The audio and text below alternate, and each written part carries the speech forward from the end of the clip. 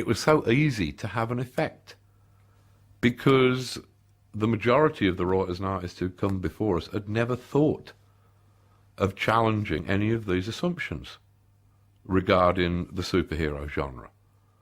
They had thought that perhaps at best it might be a cynical joke about superheroes, but yes, there is that quality in stuff like Watchmen. There is that element of, wouldn't these characters be a joke if they were in the real world? But there's also a poignance to the characters. Wouldn't these characters be somehow kind of sad and touching in the real world? And there's no reason why we can't exploit all of these things. When you look at these familiar characters from a new perspective, you can suddenly see things that have actually been true about the characters right from their very inception in the late 30s. But nobody had applied a political interpretation to them or a sexual interpretation.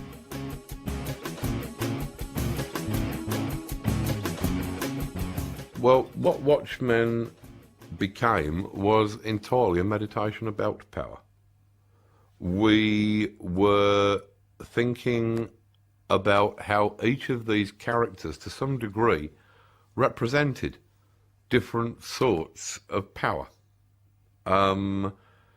We had the global situation unwinding and unfolding behind them, where you'd got different sorts of superpowers at odds with each other. An escalating situation in Afghanistan, and various other bits of bad world news that suggest that the nuclear doomsday clock is getting closer to the midnight mark.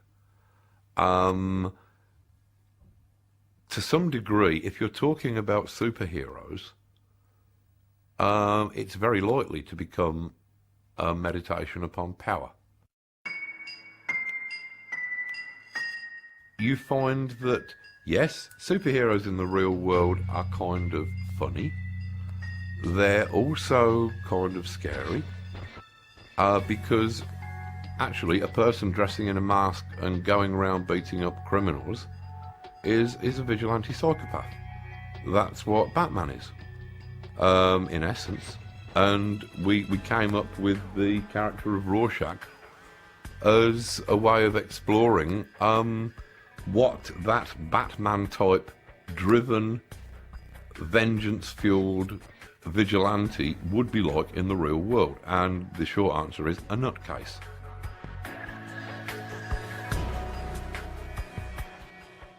I mean, it wasn't until halfway through that we realised that Rorschach would not survive the book.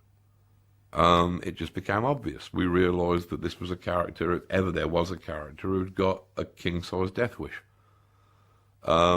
He was in pain, psychological pain, every moment of his life, and he wanted out of it, but with honour, in whatever his own twisted standards of honour might have been. Rorschach's Journal, October 16th, 1985. 42nd Street women's breasts draped across every billboard, every display littering the sidewalk. Was offered Swedish love and French love, but not American love. American love like Coke in green glass bottles, they don't make it anymore.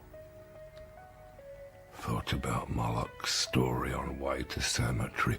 Could all be lies? Could all be part of revenge scheme planned during his decade behind bars? But if true, then what?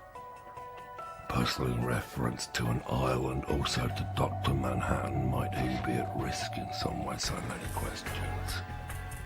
Never mind. Answer soon. Nothing is insoluble. Nothing is hopeless. Not while there's life.